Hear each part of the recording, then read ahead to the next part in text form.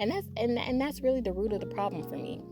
Finding a significancy or identifying a sentiment within something or someone to value so much to where this value never depreciates. I didn't want to let them go. I was never intending on letting them go, even though the relationship got difficult, even though we became toxic for one another. I always had this intent of working through it. So again, this is confirmation. And when you receive your confirmation, if you don't signify it in that moment, it will become significantly more visible as time proceeds, Being resistant to change, thus in turn having this inability to leave. I have been most defiant to the concept of knowing when to leave and leaving. It's not something that was difficult for me to understand. It was merely difficult for me to implement because of my intent for or of longevity. I'm a person of longevity. When I pursue friendships, it's for a long-term, relationship. When I pursue even occupational endeavors, I pursue it for the long term.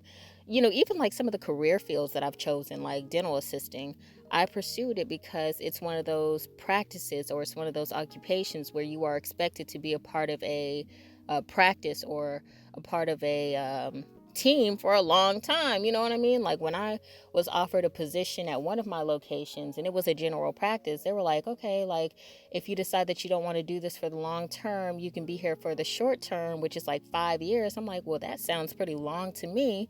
So you know what I mean? Like even in that, did I pursue long-term endeavors? And when I look at my externship during the year of 2020 for dental assisting, honestly, the first week of learning and development, I knew that this occupation was not for me. I knew that I was not supposed to be assisting anyone within dentistry. Not because I had this inability to do such. It wasn't for me. But because I invested so much to even get to the point of being in this program, because of the application, because of the interview processing, because of everything that I had to do to get to this point, I was like, I'm already invested. Like I got to keep going. And that's really the root of the problem for me. Finding a significancy or identifying a sentiment within something or someone to value so much to where this value never depreciates. You know what I mean? Like even when it came down to friendships, and if you've seen a commentary that I did about a failed relationship that I had with a couple of friends, I didn't want to let them go. I was never intending on letting them go, even though the relationship got difficult, even though we became toxic for one another. I always had this intent of working through it, bettering ourselves as individuals, furthermore, bettering ourselves as a collective to where we could get through it. So like my intent was to never let them go because my intent was the long run, the long haul, longevity. So when it came down to the relationship and when it came down to any friendship that I've ever had in my life where they're no longer friends with me, it's because they left me. I didn't leave them because, again, I found a sentiment within them to value, and that value never depreciated. But sometimes you have to know when to leave. You have to know when enough is enough. And that's how I feel about my current place of employment. I am very dissatisfied occupationally. And I did a commentary pertaining to this dissatisfaction in a video entitled, All of My Managers Are White Women. Now, recently I received some information that was unbeknownst to me. And I was informed that one of my coworkers was promoted within management. But this coworker lacks a prerequisite that is often required for any place of employment. When you apply anywhere, they're going to ask that you have a high school diploma or a GED. If you don't have that, you're really not qualified for that position. Of course, they can work things out to where you can pursue this opportunity, but it's always best to have your high school diploma and or GED. I'm not saying that this individual doesn't, but this is a example of what I'm discussing. So, I wanted to share this, not to disclose that person's information, but more so to discuss like the confirmation that I'm receiving from the promotion that this other individual, received. I've been with this company for 5 years. I always sing this song. I've been with this company for 5 years, da da da da da. But I have. And this individual has only been with the company for a year. And now you're a manager and you lack the prerequisite that is required. So again, this is confirmation. And when you receive your confirmation, if you don't signify it in that moment, it will become significantly more visible as time proceeds, you know?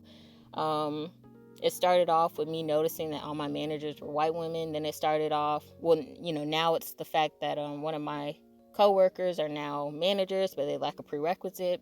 Then it's also, just little things like seeing certain associates that never came back and never will come back, and seeing what they're doing via social media. And like, wow, like my homegirl started her own business, or wow, like so and so was able to start a family, or wow, so and so was able to pursue management at 2 other locations outside of the, place of employment where I met them. Just being able to see what people are so capable of doing, and actually seeing them express this capability, it makes me want to no longer stagnate myself and go after what I want to go after. Not really basing, my reality on other people's realities, which in turn would be my expectation, you know what I mean? Because that's not my reality, but it's more so like looking at things as they are and being like, nah, like this ain't it.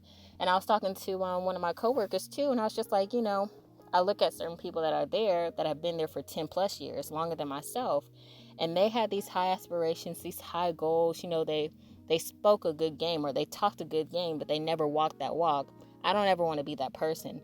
I don't want to know that I should leave, or that I want to leave, and I don't leave because I'm stagnating myself with compliancy. And when I say compliancy, I'm just, like the comfortability of being somewhere for 5 years. It makes you almost compliant to the dissatisfaction, or the for the lack of a better word, the bullshit. You know what I mean? Like, no, I'm not going to be compliant to bullshit. If I think it's bullshit and I'm not operating in that manner or that fashion, I'm going to leave.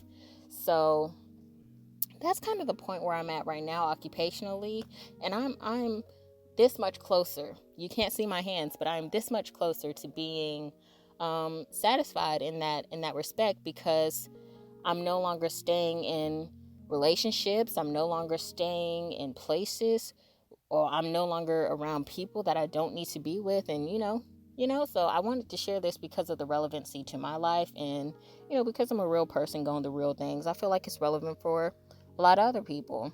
Know when to leave, and freaking leave.